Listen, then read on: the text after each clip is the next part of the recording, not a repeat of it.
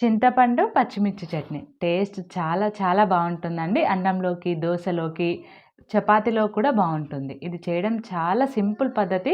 చలికాలంలో చట్నీలు ఎక్కువగా నచ్చుతాయి గదా! కూరల కంటే చట్నీలే బావుంటాయి. దీనికోసం స్టవ్ వెలిగించుకొని ఒక పాన్ పెట్టుకొని, పల్లీలు వేసుకొని ముందుగా వీటిని ఫ్రై చేసుకొని ఒక బౌల్‌లోకి తీసుకోండి. ఇప్పుడు అదే కడాయిలోకి కొద్దిగా ఆయిలు, పచ్చిమిర్చిని వేసుకొని ఫ్రై చేసుకోండి. ఈ చట్నీలోకి కారం కొద్దిగా ఎక్కువ ఉంటేనే బావుంటుందండి. కాబట్టి పచ్చిమిర్చి కొద్దిగా ఎక్కువగా ఫ్రై చేసుకోండి. ఇప్పుడు ముందుగా ఫ్రై చేసుకున్న పల్లీలు వేసుకొని మిక్సీ పట్టుకున్న తర్వాత అందులోకే పచ్చిమిర్చి, వెల్లుల్లి, జీలకర్ర, ఉప్పును వేసుకొని మెత్తగా మిక్సీ పట్టుకోండి.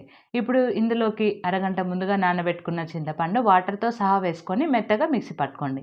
ఇప్పుడు పోపు కోసము ఆయిలు, పోపు దినుసులు వేసుకొని ఫ్రై అయిన తర్వాత కచ్చాపచ్చా దంచుకున్న వెల్లుల్లి కూడా వేసుకొని ఫ్రై అయిపోయిన తర్వాత ఎండుమిర్చి, కరివేపాకు వేసుకొని ఇందులో కొద్దిగా పసుపు కూడా వేసుకొని ఫ్రై చేసుకొని చట్నీలోకి వేసుకొని కలుపుకున్నారంటే చింతపండు, పచ్చిమిర్చి చట్నీ రెడీ అయిపోయింది.